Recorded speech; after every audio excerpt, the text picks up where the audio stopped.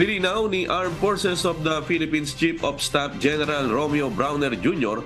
na walang katotohanan ang isyung destabilization plot laban sa Marcos government.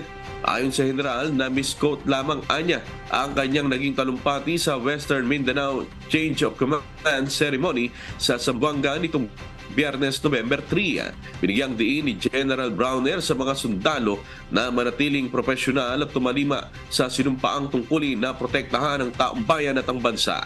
Pakinggan po natin ang kanyang pahayag.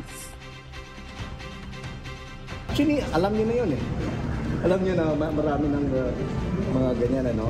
Even we saw this specifically during the September 21 rallies. May mga rallies na nangyari noong September 21. Ito po yung nakita natin. At during that time, may mga panawagan sa ating mga sundalo na sumama sa mga rallies na ito. So kaya't yun po yung konteksto nung sinabi ko kahapon that dapat ang mga sundalo should not join these kinds of activities like yung mga rallies po natin. So it was as simple as that. Wala po akong sinabi na merong destabilization plot.